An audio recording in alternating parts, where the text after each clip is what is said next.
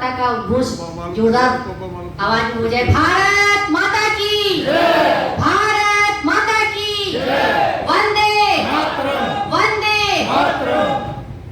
सम्मानित मंच को सादर प्रणाम करती हूँ और आज की कार्यक्रम की अध्यक्षता कर रहे हमारे बहुत ही वरिष्ठ आदरणीय राम बाबू शर्मा जी और आज के जो आपके मंडल के प्रभारी भी हैं और जिनका बहुत ही सुंदर उद्बोधन हम सभी को प्राप्त हुआ। और मुझे लगता है कि अब मेरे कहने के लिए कुछ है, क्योंकि इतनी बारीकियों से उन्होंने,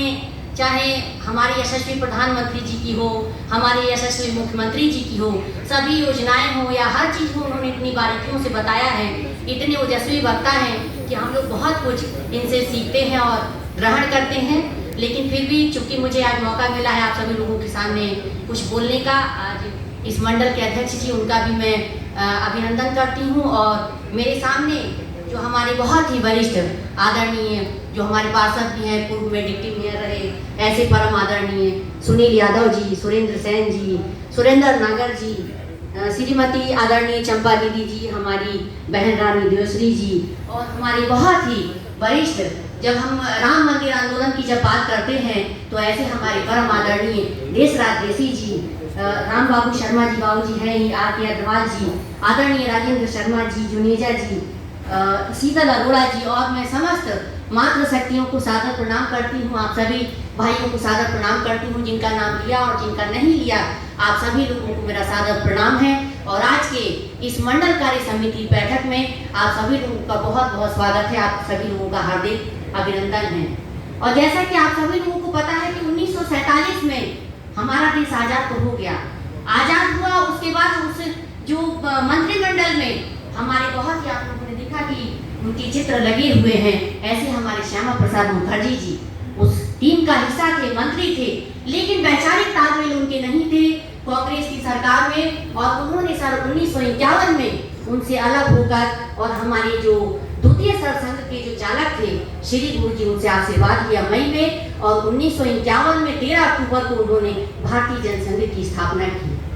जब विचारों का तालमेल नहीं होता है हम जैसे लोगों का, और आज उनकी दी हुई पार्टी सूची, उनकी टीम में भारतीय जनसंघ में जो हमारे परम श्रद्धेय पंडित दीनदयाल उपाध्याय जो उनके टीम के महामंत्री हुआ करते थे, और उन्होंने जो अंत्योदय और एकात्म मानववाद की जो परिकल्पना दी और उसको अगर किसी ने साकार करने का कार्य किया तो हमारे देश के यशस्वी प्रधानमंत्री जी ने, जिन्होंने इतनी अंत्योदय की परिकल्पना पे योजनाएं दी कि जो पंक्ति में अंतिम पायदान में जो व्यक्ति खड़ा है उसको हम मुख्य धारा में कैसे जोड़ें। और मुख्य धारा में जोड़ने के लिए जो जो उन्होंने योजनाएं दी, आज हम सुबह से अगर शाम तक उनकी योजनाओं का जिक्र करें तो समय कम पड़ जाएगा, लेकिन योजनाएं कम नहीं होंगी। ऐसे हमारे देश के यशस्वी प्रधानमंत्री जी को भी आज मैं इस मंच के माध्यम से सादर प्रणाम करती हूँ, उनका आभार व्यक्त करती हूँ।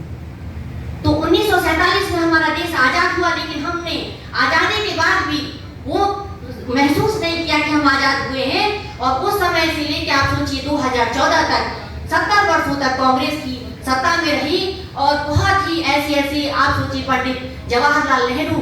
और शेख अब्दुल्ला की गलत नीतियों का परिणाम था कि हमारे देश का जो हम नारा दिया करते थे कि जहां हुए बलिदान मुखर्जी वो कश्मीर हमारा है, वो कश्मीर हमारा है, वो सारे का सारा है, ये सिर्फ नारे में था। और हम बार बार उन पंक्तियों को दोहराते थे। अगर किसी ने उन नारों को और पंडित श्यामा प्रसाद मुखर्जी जी को अगर सच्ची श्रद्धांजलि देने का कार्य किया तो वो हमारे देश के यशस्वी प्रधानमंत्री जी ने धारा 370 और 35A को समाप्त करके दिया। ऐसे ही आप सोचिए कि हमारे 492 वर्षों से जो हमने प्रभु श्री राम मंदिर की परिकल्पना की, वो सिर्फ परिकल्पना थी। अगर उसको असली जामा किसी ने पहनाने का काम किया तो हमारे उन बलिदानियों को अगर सच्ची श्रद्धांजलि देने का कार्य किया तो हमारे देश के यशस्वी प्रधानमंत्री जी ने राम मंदिर निर्माण को